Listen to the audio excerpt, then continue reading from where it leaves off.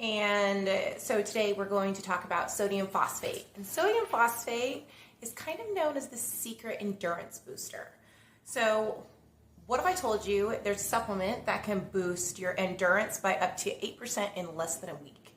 And no, it's not caffeine, creatine, or beta-alanine. It's something most athletes have never heard of. And it's growing on the radar, but it's definitely something most people have never heard of. Today on Supplement Monday, we're diving into sodium phosphate, a science-backed performance enhancer that could be a game changer for runners, cyclists, and high-intensity interval training athletes.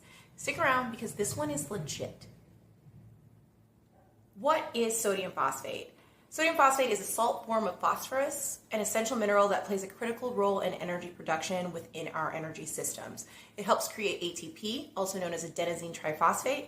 It's your body's energy currency. We talk about this on and off in our different supplements, but every type of activity that we do requires a certain amount of ATP. So, hey, you want to be able to sprint 400 meters? I'm going to need 2 ATPs, that type of thing. That is how that works. And also the speed at which you need ATP, the speed at which you need a certain amount of ATP changes with whatever energy systems you use. Now, energy system usage is not a one-size-fits-all. So while someone running a sub-minute 400 may use this much amount of ATP, someone who maybe runs a 2-minute 400 may use the same because their energy systems are working maybe for longer, but not as hard, that type of thing. So energy system, ATP production is not even among everyone. It is very different for everyone's system. The amount of muscle you have, the amount, your VO2 max, what your conditioning is at each energy system requirement activity is going to determine how much ATP you need to produce to complete a certain activity. Anyway, that's a little bit of a sidebar, but something very important to keep in mind. So sodium phosphate, it creates ATP, but it also regulates oxygen delivery to muscles. But here's the kicker: when you load sodium phosphate before competition, studies show that it can significantly improve endurance performance. So let's talk a little bit about how it works. 1, it boosts oxygen utilization. It increases your red blood cell efficiency, helping your muscles get more oxygen for the amount of work that it's doing.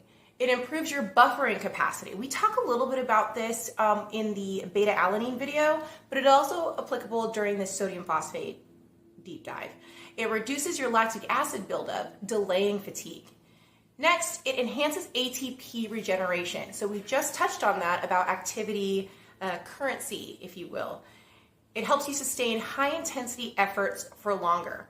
A 2012 study in the Journal of Sports Sciences found that sodium phosphate loading, so this is a certain amount of time before competition, it improved your time to exhaustion in cyclists by 8%. That's like going from a 20-minute max effort to nearly 22 minutes just from a few days of supplementation. So let's talk about this a little bit. Sometimes in our training for CrossFit, we'll do something that requires a certain amount of wattage. Right? That is how we're going to measure it through the cycle. In fact, at Razor Ranch CrossFit, where I train, we just went through, a couple months ago, we just went through an echo bike cycle where our measurement of improvement was based on wattage output. So let's say for my 20-minute output, my average is about 300 watts for the entire 20 minutes, but after that it drastically drops down. That is the most that I can sustain that wattage for. Let's say I can extend that to 22 minutes and maybe even up that wattage a bit. That's the kind of difference we're talking about. Being able to sustain a higher effort for longer, which is crucial when you're talking about athletic performance, particularly in endurance, but high intensity interval training can improve as well. Okay, so let's talk about dosage, timing, and frequency. Here is the optimal way to use sodium phosphate for performance. Your dosage is going to be 3 to 5 grams per day, but you're going to split that between 3 and 4 doses. So the way I would do that, that would be the most convenient for me, is I would align that with my eating. During the week, I tend to eat 4 times a day. And so I have a pre-workout shake, a post-workout shake, an early morning or mid-morning meal, and then I have another late afternoon meal. So with each of those meals, I would take 1 to 1.5 grams of sodium phosphate per feeding, but I'm only gonna do this in the 6 days before competition. So I would do this right before a CrossFit competition. When I played beach volleyball, I would do it a week before a beach volleyball competition. The loading phase is going to be 3 to 6 days before competition. So studies show peak effects are around day 6 of this loading cycle. So if you know, let's say it's Monday, you compete on a Saturday, go ahead and start on Sunday, go ahead and start on Monday, this kind of loading plan for yourself to improve your ATP production and regeneration and your oxygen delivery systems. Now, this is best taken with a carb-rich meal to improve absorption. So I personally, on my weekdays, because my training volume is higher during the week, my meals are very carb-rich during the week. So I have 100 grams, about 85 grams. We're looking at maybe 30 to 50 grams, and then my last meal is like 60 to 100 grams. So each meal that I take is going to be very beneficial for sodium phosphate absorption.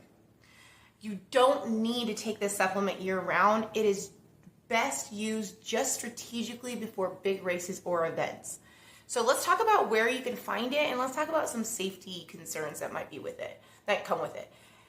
You can find sodium phosphate in pure powder form. I'll be linking a supplement which will be powder form in the description of this video. That way you'll be able to just click it and order it. I have some stray hairs. Okay, and then there are some electrolyte blends that have sodium phosphate in it, but it's often in lower doses than what is talked about here. So I'm only going to link the independent pure powder form sodium phosphate, just because I like that dosage plan a lot better. So that's what you're going to see in the links in the description box. Is it safe? For most people, yes, but high doses can cause digestive upset, so start low. Avoid if you have kidney issues. So remember when we talked about sodium bicarbonate as a buffering supplement to buffer lactic acid buildup, very similar to what this one does? That one also came with a warning of stomach upset. So be careful with these two sodium supplements.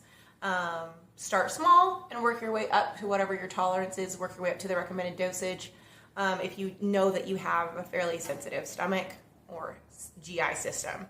Okay, so now let's deep dive into the science, which is my favorite part. So we're gonna geek out on the research here. Cyclists improved, okay, so with the dosage plan, as we just outlined, this is what some research studies found.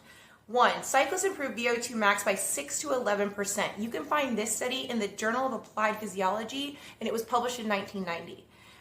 Runners saw 9% longer time to exhaustion using this dosage plan, and this is in the European Journal of Applied Physiology. This was published in 2014. There was really no effect on sprint power, so this is purely for endurance and longer energy system power output. Okay, let me rephrase that. Not power output, more like the ability for your body to complete more endurance level work in the same amount of time. No. For you to be able to produce the same amount of your high level aerobic output in a longer period of time. That is the more accurate phrasing. So let's go with that. The science is strong, but it is still underutilized, and that's why you don't hear about it. Probably because it's not as sexy as pre-workouts, right? We like to sprint, we like to be lean, we like to lift heavy. But endurance is a big part of that. And regardless, oxygen delivery systems helps with muscular development as well. So don't ignore that. It's very beneficial. And obviously, this is great for DECA competitions, high rocks, CrossFit, running, trail running, cycling. It is swimming, be all end all. If you have any aspect of endurance that you need to apply in an athletic way, this is a great supplement to add to your arsenal. Okay, so now we're going to talk a little bit about sodium phosphate FAQs. Okay, 1, does it work for strength training? No. It is best for endurance athletes. This is improvement of ATP production, particularly regeneration, as well as oxygen delivery to musculature during activity. So those are your main benefits that you're going to see, not force production and not speed of force output. Okay, so can you take it with other supplements? Yes, it's actually great stacked with beetroot juice or beta-alanine. If you remember, we did do a beetroot juice video, and you can go ahead and look. I'll put it in the playlist. I'm moving everything over to YouTube, so you'll see it eventually, but it'll be in the playlist. If you cannot find it in the playlist, it'll be on my Instagram feed. But we did do a deep dive into beetroot juice powder, and beetroot juice also increases oxygen delivery to muscles, increasing your endurance and your capacity to perform endurance output, exercises, training, and competition. Now, beetroot juice powder you do want to take all of the time because that builds on itself.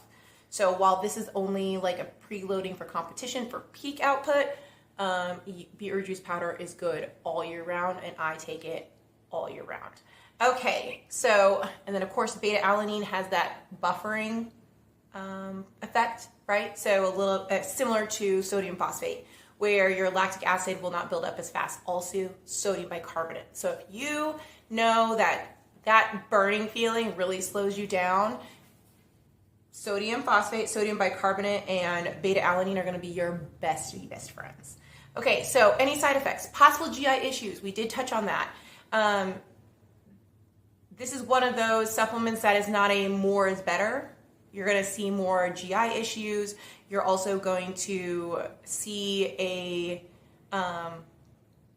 declination of return, right? So I'm thinking of the right phrase, and that is not the right phrase. It is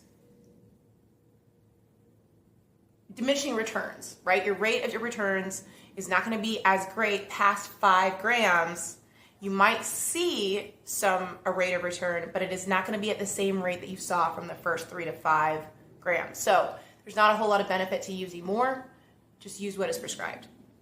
Okay, so let's talk about the conclusion. So should you try sodium phosphate? If you're a runner, cyclist, or endurance athlete looking for a legal, science-backed edge, this might be your secret weapon. It's not magic, but an 8% boost can mean the difference between good and great. Have you tried sodium phosphate? Drop your experience in the comments. And if you want, you can always give me some feedback on it. I would love, maybe if you want to send me a video of you talking about it, I would love to do a little compilation of what works for people that have actually used it. Because I've got research studies, I've got personal stories, but the more, the better. I personally don't have a whole lot of GI issues, so I am not a good person to, say like, oh, I had this, so I changed it and this helped. So people who have that would be excellent. Also, if you want to comment below and kind of let me know what your experience was like, what differences you noticed, or if you didn't notice any at all. And if you didn't notice any at all, what might be your genetic background? What might be the sport that you're in? That way we can kind of put those things together. I think those would be interesting to hear about. Okay, so now, don't forget to, first of all, thank you for joining me. Thank you for watching this video. It really means a lot to me. I love helping people, and I really am a nerd about science. So I like to find my similar people that would also like to nerd out on some supplements and science and athletic performance. But to help me out, don't forget to like, subscribe, and hit the bell for more Supplement Monday deep dives. I'll see you next week with a new video, but I'm also loading the playlist with a lot of my old videos. So that is kind of going to be the project that's going on right now. I appreciate all of you being here so much. And please comment below if there's something specific that you would like to learn more about. I will deep dive into it. Otherwise, you kind of are just stuck with what I'm interested in. So if you'd like to be about you, go ahead and comment below. All right, I will see you guys next week. I appreciate you so, so much. You guys have a great week, and I'll see you next Monday.